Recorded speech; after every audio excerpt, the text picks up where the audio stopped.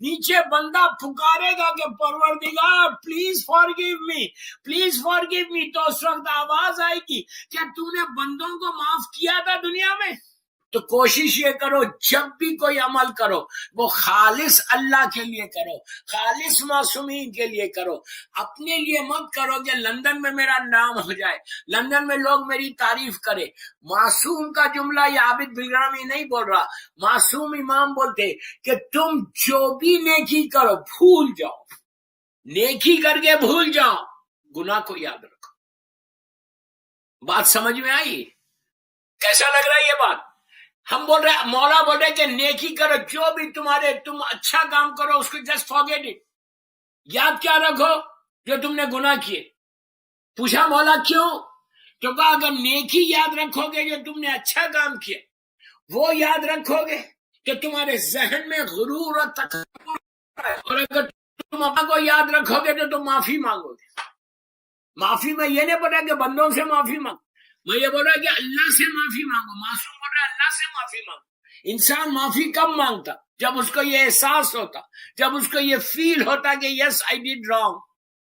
Sorry آپ کب بولتے؟ سوری اسی وقت بولتے نا when you feel کہ you did wrong۔ تو اسی لیے کہا کہ نیکی کر کے بھول جاؤ ورنہ غرور آ جائے گا۔ اور یہ بہت کامن چیز کہ ہم جب بھی میں کوئی ڈونیشن دیتا ہوں، مثال دے رہا ڈونیشن، جب بھی میں کوئی چیز دیتا ہوں یا کوئی اچھا کام کرتا ہوں، کسی یتیم کی میں نے اسپانسر کیا، کسی غریب کی میں نے مدد کی، تو میرے ذہن میں یہ خیال ہو میں تو بڑا نیک ہوں، میں نے تو اتنی نیکیاں کی، اب مجھے کیا ضرورت ہے؟ ذہن میں یہی خیال ہے نا کہ میں پہلی صف میں کھڑے رہ کے نماز پڑھتا ہوں، میں نے اتنی نیکیاں کیا، میں نے اس کی ہیلپ کی، اس کی مدد کی، مسلسل یہ ذہن میں بیک آف اوور مائنڈ چلتے رہتا ہوں۔ لیکن اگر یہ ذہن میں رہے گا تو پھر تم کوئی کبھی معافی نہیں مانگو گے۔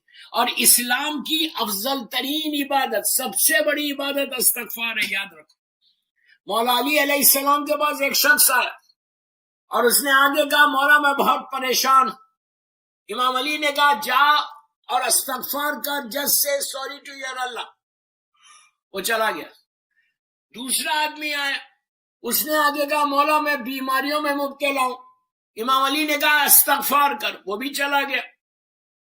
سوری ٹو یور اللہ، جا کے استغفار کر، اللہ تجھے صحت عطا کرے گا۔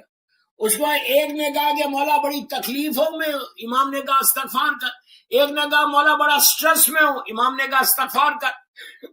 تو جو لوگ بیٹھے ہوئے تھے مولا کے پاس کہنے لگے مولا اب ہر کے لیے استغفار بول رہے، کوئی اب دعا ہی نہیں بتا رہے۔ امام نے کہا تجھے کیا معلوم استغفار کیا ہے؟ جب تمہارے گناہ معاف ہوں گے تو رحمت آئے گی خدا کی، جب تک گناہ معاف نہیں ہوں گے رحمت نہیں آئے گی۔ یہی چیز معصومین نے اپنی دعاؤں میں بتائی۔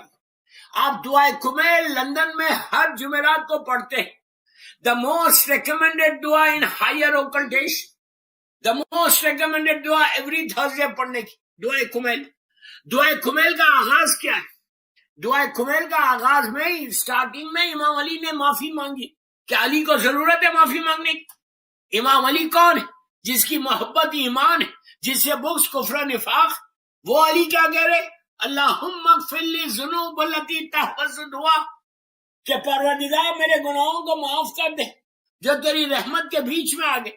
امام علی کیوں بول رہے؟ امام علی یہ بتانا چاہ رہے یعنی جس کی محبت ایمان ہے، جس سے بغض کفر و نفاق، اگر میرے کفن کے اوپر میرے مولا کا نام آ جائے گی تو میری بخشش ہو جائے۔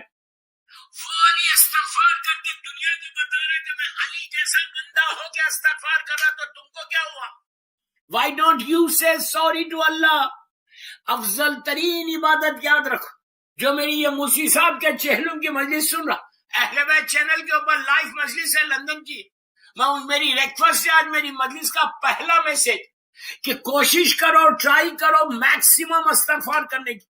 جتنا تم استغفار کرو گے وہ مرنے کے بعد تم کو کام آئے گا۔ اس لیے کہ آپ دیکھو کہ ایون نماز جنازہ، جب مولانا نماز جنازہ پڑھاتے ہیں تو اس وقت اگر آپ نے غور کیا یا نہیں کیا وہ مجھے نہیں معلوم، ہمارے پاس نماز جنازہ میں 5 تکبیر ہیں، 5 مرتبہ اللہ اکبر بولتے، چوتھی تکبیر جو آخری تکبیر ہے، 4 تکبیر اس کے بعد پھر تکبیر ہوتی. تو 4 تکبیر کے اوپر جیسے ہی اللہ اکبر بولتے مولانا، 4 تکبیر ختم جہاں ہوتی، پھر وہاں سے پھر تکبیر شروع ہوگی. تو لاسٹ جو ورڈز ہے وہ کیا ہے؟ 3 مرتبہ نیچے میت رکھی ہوئی، جنازہ رکھا ہوا، سامنے کھڑے رہ کے مولانا 3 مرتبہ بول رہے افو افو افو. What does it mean? کیا مطلب ہے افو کا؟ افو انہیں معاف کر دے اللہ، معاف کر دے اللہ، معاف کر دے.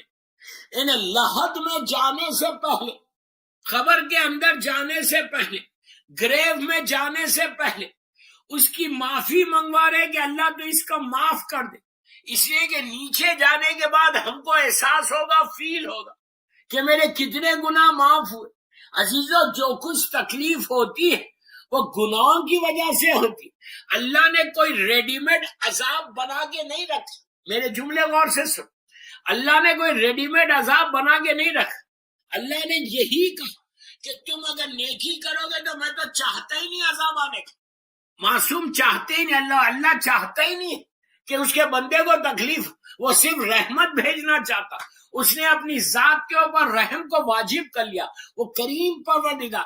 لیکن جب وہ واجب کر لیا تو وہ صرف اور صرف رحمت کو نازل کرتا، عذاب کو تو نازل ہی نہیں کرتا. وہ ہمارے گناہ ہے جس کی وجہ سے عذاب آ رہا، اس کے لیے یہ استغفار ہے. بہترین اعمال میں سے یہ عمل کہ انسان استغفار کرے، کثرت سے استغفار کرو. اس کے بعد دیکھو کہ ڈے ٹو ڈے لائف میں تم کو کتنا سکون ملتا. ہر نماز عصر کے بعد 4 رکعت جب عصر کی نماز پڑھو تو 70 ٹائمز بولو استغفر اللہ ربی واتوب الیہ. ایک اور نماز بتاتا جو بہترین نماز ہے مرنے والوں کے لیے بھی اپنے لیے بھی. آپ 2 رکعت نماز پڑھو یہ نیت کر کے کہ میں نماز مغفرت پڑھتا ہوں، یعنی سوری کی نماز، بالکل فجر کی نماز کی طرح یہ نماز. اس کا ثواب سنو خیر، میں نماز مغفرت پڑھتا ہوں قربتاً اللہ. پہلی رکعت میں علم، اور اس کے بعد 7 ٹائم سورہ قل هو اللہ، بسم اللہ الرحمن الرحیم، قل هو اللہ احد. 7 مرتبہ پڑھو سورہ قل. کتنی دیر ہوئی؟ ہارڈلی 2-3 منٹس، 5 منٹ کی نماز. پہلی رکعت میں بھی الحم 7 مرتبہ سورہ قل، اور دوسری رکعت میں بھی ایک علم اور 7 مرتبہ سورہ قل. یہ وہ نماز ہے دوستو بالکل فجر کی نماز کی طرح کہ جیسی نماز ختم ہوئی اللہ کا شکر ادا کر کے بیوی کی تسبیح پڑھو، تسبیح پڑھ کے ختم کرو. معصوم کہتے میں نہیں بول رہا کہ اگر تم نے یہ نماز پڑھی تو اللہ اسی وقت تمہارے 7,000 گنا، تمہارے ماں باپ کے 7,000 گنا. آپ یہ پڑھ سکتے کہ میں یہ 2 ان کی اولاد، موسی صاحب کی اولاد یہ بول سکتی کہ میں یہ نماز پڑھ رہی اپنے ڈیڈ کے لیے. 7 مرتبہ سورہ قل کے ساتھ اگر 2 رکعت کوئی نماز پڑھے 7,000 گنا، 7,000. ہو سکتا اللہ 70,000 معاف کر دے، ہو سکتا اللہ سارے گناہ کو معاف کر دے، اس لیے کہ وہ تواب الرحیم ہے، وہ کریم ہے. تو ہو سکتا تمہاری یہ 2 رکعت نماز تمہارے باپ کے لیے ایک بلیسنگ بن جائے. ایک صلوات پڑھ لے محمد و آل محمد پر. So important. اگر آپ یہ نماز پڑھتے رہے تو مولا اتنا اجر عظیم عطا کرتے.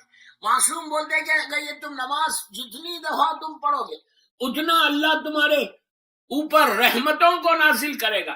میں جس مرحوم کی مجلس پڑھا اللہ ان کی درجات کو بلند کرے، سید کاظم موسوی ابن سید حسین موسوی. دوستو یہ موسوی سید کا ایک الگ مرتبہ ہے، ایک الگ مقام ہے. ہر سید کا ایک مقام ہے، لیکن موسوی تو موسوی. میں یہ نہیں بول رہا کہ یہ چھوٹا ہے یہ بڑا، پلیز ڈونٹ مس انڈرسٹینڈ. بڑے مظلوم، ہر امام ہمارا مظلوم، لیکن یہ وہ مظلوم امام ہے جس کو باب الحوائج بولتے، جس کو باب المراد بولتے. 14 سال ایک ساتھ میرا مولا قید میں تھا، 14 ایئرس. اس امام کی زندگی کا ایک واقعہ سن لو کہ امام ہم کو چاہنے والوں کے ساتھ، دوسروں کے ساتھ کیسے رہنا چاہیے. اس امام کی زندگی کا ایک مشہور واقعہ. آپ کا پیریڈ ہارون رشید کا پیریڈ تھا جو ظالم ترین شخص تھا. بنی عباس کا ظالم ترین حاکم. اس کا جو پرائم منسٹر تھا اس کا نام تھا علی ابن یقطین. علی ابن یقطین بغداد میں رہتا تھا، 7ویں امام مدینہ منورہ میں رہتے تھے. علی ابن یقطین بنی عباس ڈائنسٹی کا پرائم منسٹر اتنی بڑی پوسٹ کے اوپر تھا. کئی واقعات ہیں، میں ایک واقعہ پڑھا جو میری ٹاپک سے ریلیٹڈ ہے کہ دنیا میں ہم کو رہنا کیسا چاہیے.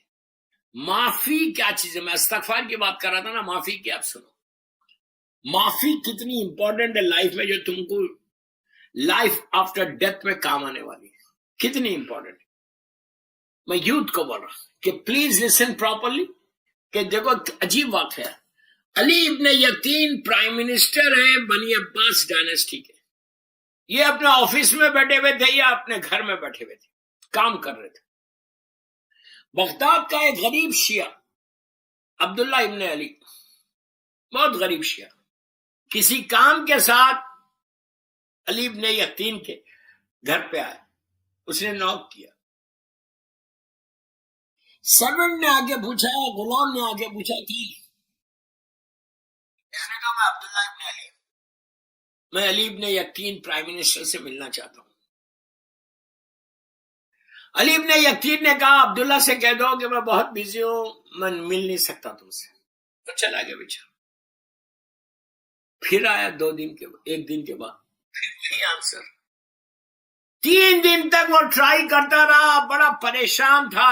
عبداللہ ابن علی حاجت مند تھا. پلیز غور سے سننا، استغفار معافی کیا ہے، ایک کمپلیٹ میسج ہے میری یہ موسی صاحب کے مجلس میں، چہلم کے مجلس میں، کہ اگر آج آپ کو یہ سمجھ میں آ جائے کہ معافی کیا ہے تو پھر ہم روز صبح شام اللہ کی، میں کچھ نہیں بول رہا، میں اتنا ہی بول رہا کہ 24/7 تمہاری زبان پہ یہ رہنا، اللہ please forgive me, forgive me, forgive me, forgive me, forgive می.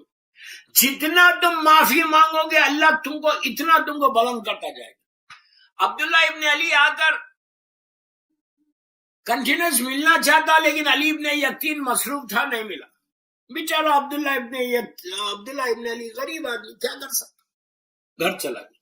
2-3 دن کے بعد حج کا زمانہ آیا. حج کے زمانے میں اللہ ہم کو بھی حج نصیب کر. حج کے زمانے میں یہ ہوتا تھا کہ علی ابن یقطین ہمیشہ حج کر کے مدینہ منورہ آتا تھا. اللہ ہم کو بھی زیارت نصیب کرے مدینہ منورہ انشاءاللہ. اور سرکار کی زیارت کر کے، جنت البقیع کی زیارت کر کے وہ جاتا تھا مولا کے گھر پہ. اس دفعہ اسی طرح وہ گیا، مسجد نبوی کی زیارت کی، جنت البقیع کی. اللہ ہم کو بار بار نصیب کرے انشاءاللہ. مولا کے گھر پہ گیا، جا کے نوک کیا. اندر سے غلام آیا، پوچھا کون؟ تو کہا علی ابن یقطین پرائم منسٹر بنی عباس کی ڈائنسٹی کا. سوچو دوستو، آج کا پرائم منسٹر نہیں، اس زمانے کا پرائم منسٹر. امام کے دروازے پہ امام نے غلام سے کہا علی ابن یقطین سے کہو کہ میں بہت بیزی ہوں، میں بعد میں ملوں گا. علی ابن یقطین چلا گیا. پھر گھنٹہ 2 گھنٹے 3 گھنٹے 4 گھنٹے کے بعد آیا، پھر وہی جواب کہ I'm very busy. علی ابن یقطین وہ شاک کہ یار آج کیا ہو گیا، مولا مجھ سے مل رہے نہیں. تیسری دفعہ آیا، تیسری دفعہ بھی امام نے وہی جواب دیا. اب علی ابن یقطین سمجھ گیا کہ کوئی بات، ورنہ امام کبھی ایسا نہیں کرتے کہ 3 دفعہ آیا، 3 دفعہ بھی امام نے ملنے سے انکار کر دیا. اب اس نے کہا کہ میں یہاں سے جاؤں گا نہیں، دروازے میں بیٹھ گیا. دوستو آپ امیجن کرو، علی ابن یقطین کوئی معمولی آدمی نہیں ہے، پرائم منسٹر ہے، آج کا نہیں، اس زمانے کا پرائم منسٹر. اتنی دولت، اتنا گھر، اتنا اسٹیٹس.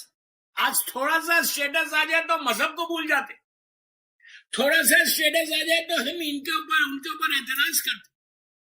علی ابن یقطین اتنی بڑی پرسنالٹی، پرائم منسٹر، 3 دفعہ امام نے ملنے سے انکار کیا، وہ امام کے دروازے سے گیا نہیں. اگر آج کا شیعہ ہوتا بولتا میں تو مولا آیا تھا آپ کے بعد آپ نہیں ملے، میں چلا گیا. آپ سوچو کتنا ڈیفرنس ہے آج کے شیعہ میں اس وقت کے. اتنا بڑا آدمی بیٹھ گیا دروازے. تھوڑی دیر کے بعد مولا نے اس کو بلایا اس نے ہاتھوں کو جوڑ کے رونے لگا، روتا ہوا کہا مولا مجھ سے غلطی کیا ہوئی؟ امام نے کہا کہ غلطی نہیں، تو یہ بتا تیرے دروازے پہ ایک غریب شیعہ ہمارا آیا تھا، پلیز غور سے سنو، ایک غریب شیعہ، دیکھو امام اپنے شیعوں کا خیال کیسے رکھتے، اپنے چاہنے والوں کا خیال کیسے رکھتے، جیسے ساتویں امام نے اس وقت کیا، آج کے دور کا امام زمانہ بھی ہمارا ایسی خیال رکھتا ہے۔ ہاتھوں کو جوڑ کے کہا مولا مجھ سے غلطی کیا ہوئی، آپ میرے ملنے سے انکار کیا؟ امام نے کہا علی ابن یقین تیرے دروازے پہ غریب میرا چاہنے والا آیا تھا عبداللہ ابن علی، تو نے ملنے سے انکار کر دیا۔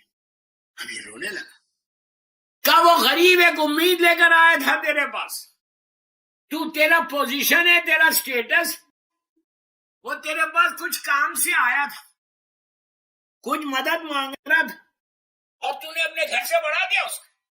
کئی پیغامات ہیں اس میں کہ اگر تمہارے دروازے پہ کوئی آئے تو اس کو واپس مت کرو، اگر ہم نے واپس کر دیا تو یہ یاد رکھو ہم بھی اللہ کے دروازے پہ جاتے ہیں، ہم بھی جا کے اللہ کی بارگاہ میں مانگتے ہیں کہ اللہ please give me something, تو اگر اللہ ہم کو واپس کر دے تو ہمیشہ کوشش کرو جو گڈ ڈیڈز ہے تمہارے، جو مرنے کے بعد کام آنے والی نیکیاں، وہ یہی ہے۔